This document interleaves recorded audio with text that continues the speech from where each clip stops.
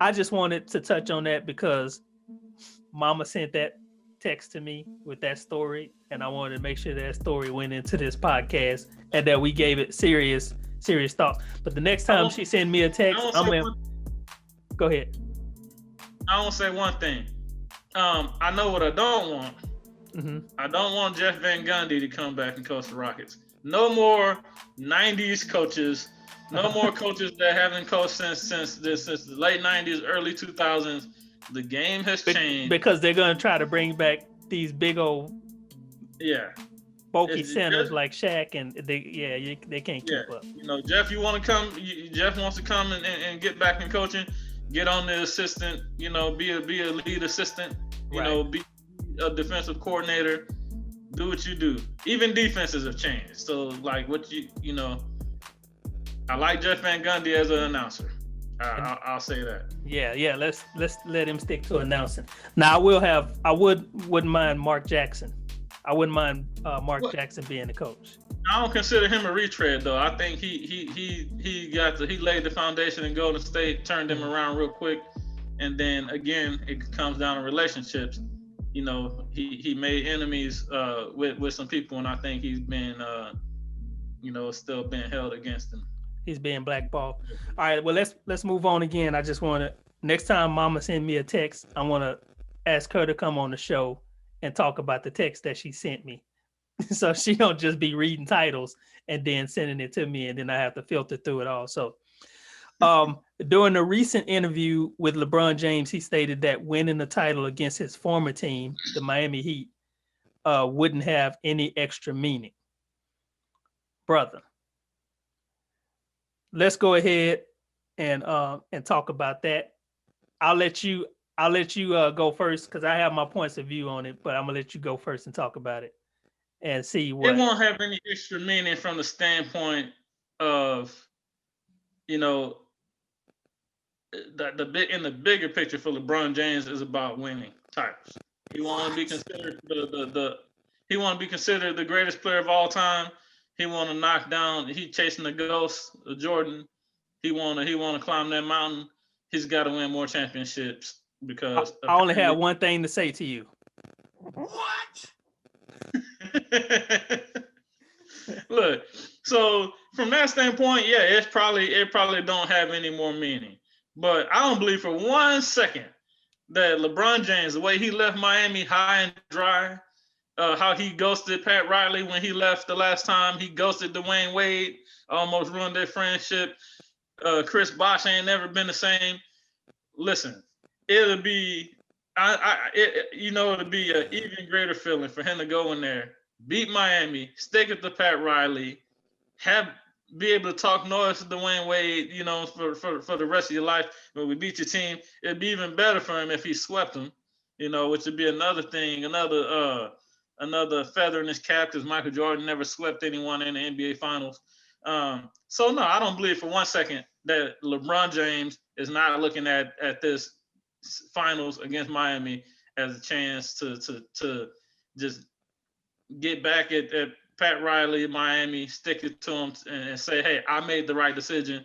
I left y'all. Look at what I've done since I left. Look at y'all. Yeah. So from my standpoint, I agree with that, what you said, but then also I think it goes a little bit deeper than that. What happens whenever someone leaves a team and then they come back to play against that team later on? They want to kill them. All right. So now you might say, okay, well, LeBron James has been gone away from the Miami Heat for some time now. That I need to kill this team every time I play them. It's kind of worn off a little bit. But that's during the regular season. If that's important for them during the regular season, how important would it be for them to play for the very first time against this team in a championship to be able to do that?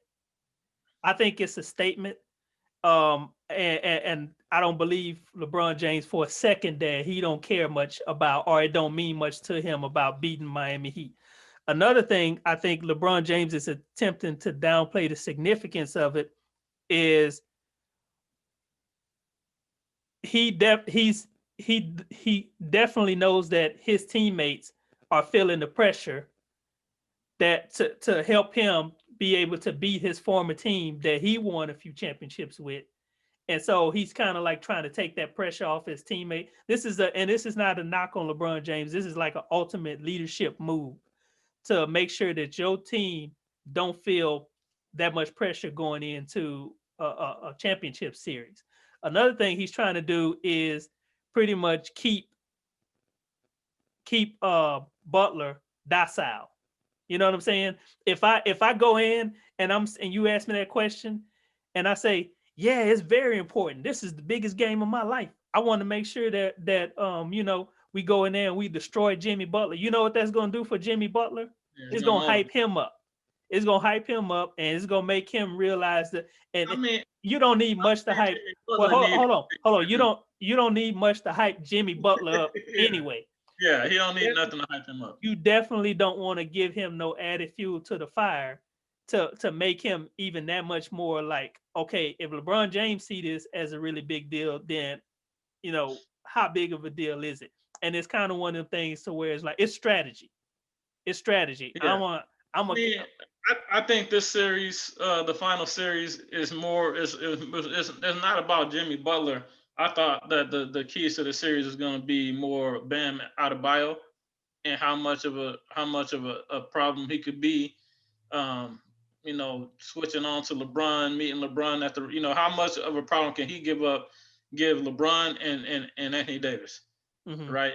And to this point, it hadn't been much of an issue. Granted, he got injured, in the first game, didn't play the second game. Yeah. But I think Bam Adebayo and then even like Tyler Hero, I think those were bigger things.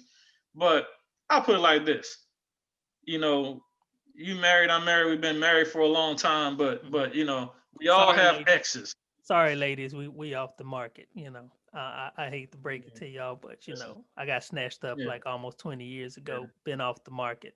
My wife is a lucky woman. That's all I'm saying. Yeah. but anyway, go ahead with your point before we get in trouble. But we all have exes, and if you come across your ex, you want your ex to see you looking good, doing good. Exactly. Y'all see this exes? Y'all see that? You see the tight fade? Yeah. Go ahead with that. I'm sorry. I keep getting distracted. A tight fade, but I keep distracting myself. My barbershop is on quarantine right now. The Rona got everybody on quarantine. But no, like you go back and playing against your old team, that you won, what you had success with, but in the end it didn't work out the way you wanted to. When you come back across them, just like when you come back across your ex, then you want them to see you doing good, looking good. So from that standpoint, I'm not buying it when LeBron says that it doesn't mean anything extra to play against him. Not buying it, dude. And definitely. You said earlier that it's not about Jimmy Butler. Jimmy Butler is the heart and soul of that team. Yeah, but Jimmy's going to give you what he give you all the time anyway. Yeah, because he play one way. Yeah, exactly. So. But we also know what Jimmy Butler can turn into once he's motivated to turn into that. And this the championship, and you be like, well, he shouldn't need extra motivation.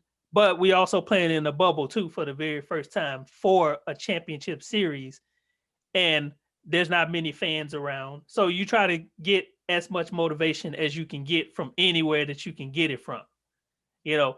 Definitely LeBron James is not being completely honest when he say that this is beating this team. It's not a big beating any team at this point for LeBron James is important because we still know that he's trying to chase that black cat, Michael Jordan. And so you can't afford from this point on, if you want to be considered the greatest, to not bring it to anybody that steps in front of you and annihilate them. And we know that by how he's playing. Look at how he's playing. He straight got the ball and turned it into a fullback going toward the basket, Well, I mean, when the rules don't let anybody touch you, and he's 270 with a head of steam, 6'9" going at the rim, it's gonna be kind of hard to stop him. Thank you for watching the Hoopz Junkiez Podcast. We hope that you enjoyed the video. And if you did, make sure that you hit the like button, subscribe, and comment down below. And if you want to check out more videos, don't forget to hit the bell notification so that you are alerted anytime we post new videos.